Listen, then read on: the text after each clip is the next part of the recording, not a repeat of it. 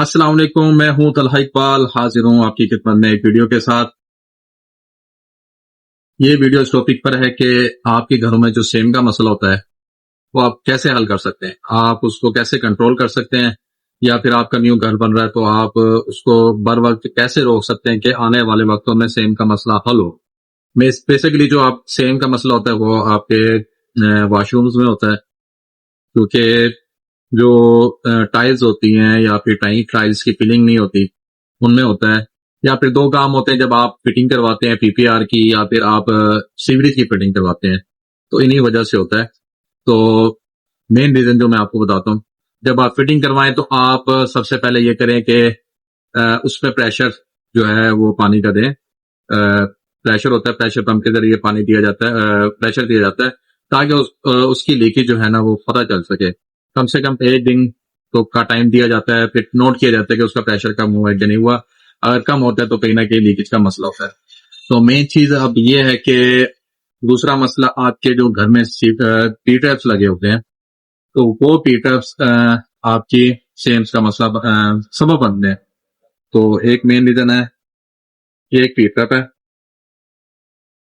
ये master company का है। कोशिश करें कि आप अच्छी कंपनी का पी टैप लगाएं। जब आप इसको लगाएं तो देख लें कि कंपनी अच्छी है कि नहीं।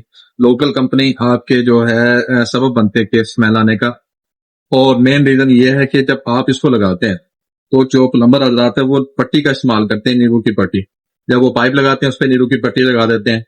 और जब वो फ्लश रखते हैं, जब फ्लश रखते हैं बास प्लम्बर इस पे नींबू की पट्टी नहीं लगाते। फ्लश के ऊपर पहले ये है कि आप पट्टी होती है जो जिसे डॉक्टर पट्टी कहते हैं, जो घरों में बैंडेज यूज चोट वगैरह लगने पे यूज होती है, आप उसका भी इस्तेमाल कर सकते हैं। उसको सीमेंट में टिप किया जाता है अच्छे तरीके से, फिर जो होता है फ्लश के पीछे लगाया जाता है। जब फ्लश रखा जाता है तो उसके बाद ये कि वो मजबूत हो जाता है, लीकेज का जना बहुत कम चांसेस होते हैं।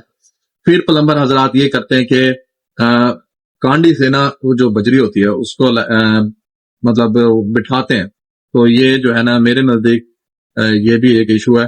उसको आप वाइब्रेटर के जरिए बिठाएं ताकि जो जो बजरी है वो उसका हवा होती है बजरी में या फिर उसमें जो गैप होता है वो फिल हो सके।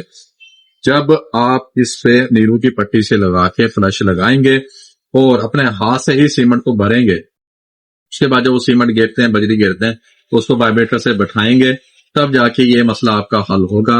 वरना आपके घरों में ऐसी सेम रहती रहेगी।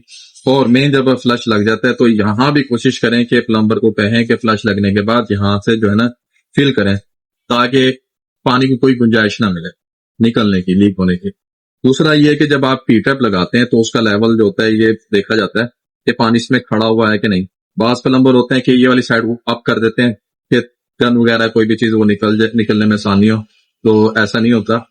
तो इसके ये पीटअप का मकसद ये है कि आप जो है ना पानी का लेवल बराबर रखें, ताकि जो उसमें एयर स्पेस है, जो हवा होती है मेन होल की, सीवरेज की, वो बैक ना आए। या अगर वो उसमें स्पेस होती है, फॉर एग्जांपल अब आप यूं लगाते हैं तो उसमें स्पेस आ जाएगी, पानी ठहरेगा नहीं, पानी निकल जाएगा। और जब आप इसको ये वाली चीज आप करके लगाएंगे तो उसका ये होगा कि पानी इसमें ठहरा रहेगा। जब पानी ठहरा रहेगा तो उसमें से स्पेस नहीं मिलेगी, ना स्मेल को, ना किसी भी कीड़े मकोड़े को। लाल बेग आते हैं अक्सर, कोई भी चीज आ जाती है, वो बैक नहीं होगी। जब इसमें पानी फिल रहेगा तो आपके गटर की या फिर किसी भी चीज की स्मेल नहीं आएगी।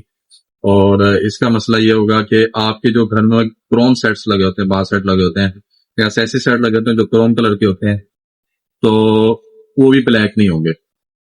तो मेन रीजन ये वीडियो बनाने का ये है कि आपको इन इशू से आगाह किया जाए ताकि आप अपने घरों में सेम को रोक सकें। और बाकी वीडियो अच्छी लगे तो लाइक और सब्सक्राइब कर लीजिएगा। ये मेरी पहली वीडियो है, आपकी सपोर्ट की जो है मुझे ऐसा जरूरत है। मिलते हैं अगली वीडियो में। अल्लाह हाफिज। क्या आप भी परेशान हैं? सैनिटरी हैक्स लेगा आसान हल। सब्सक्राइब करना मत भूलिए।